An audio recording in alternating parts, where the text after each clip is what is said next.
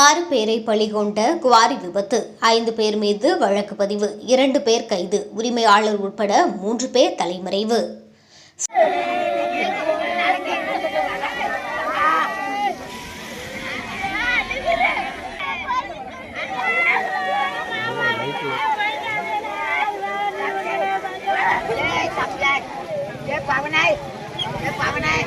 சிவகங்கை மாவட்டம் திருப்பத்தூர் அருகே Mallakottai Megha blue metals கல்குவாரியில் மண் மற்றும் பாறை சரிந்து விழுந்த விபத்தில் 27 வயது வடமாநில இளைஞர் உட்பட 6 பேர் பலியானார்கள்.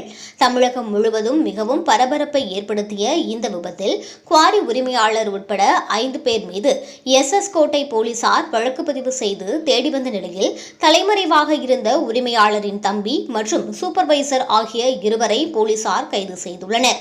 திருப்பத்தூர் அருகே மல்லாக்கோட்டையில் இயங்கி வருகின்ற மேகா ப்ளூ மெட்டல் கிரஷர் குவாரியில் மே 21ஆம் தேதி வெடி வைப்பதற்காக துளையிட்ட போது எதிர்பாராத விதமாக பாறை சரிந்து விழுந்ததில் பணியில் ஈடுபட்டிருந்த 6 தொழிலாளர்கள் பலியாகினர்.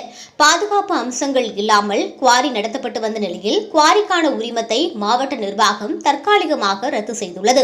இந்நிலையில் குவாரி உரிமையாளர் மேகவர்ணன் உள்ளிட்டோர் மீது மல்லாக்கோட்டை கிராம நிர்வாக அலுவலர் பாலமுருகன் கொடுத்த புகாரின் பேரில் SS கோட்டை போலீசார் வழக்கு பதிவு செய்தனர். தகவல் அறிந்தவுடன் மேகவர்மன் உள்ளிட்டோர் தலைமறைவாகினர். அதனைத் தொடர்ந்து திருப்பத்தூர் காவல் துணை கண்காணிப்பாளர் செல்வகுமார் தலைமையிலான தனிப்படை அமைத்து தேடி வந்த போலீசார் இன்று மேகவர்மனின் தம்பி கமலதாசன், மதுரை மாவட்டம் மலம்பட்டியைச் சேர்ந்த குவாரி சூப்பர்வைசர் கலையரசன் ஆகியோரை கைது செய்துள்ளனர். தலைமறைவாக உள்ள மேகவர்மன் உள்ளிட்ட 3 பேரை தொடர்ந்து தேடி வருகின்றனர்.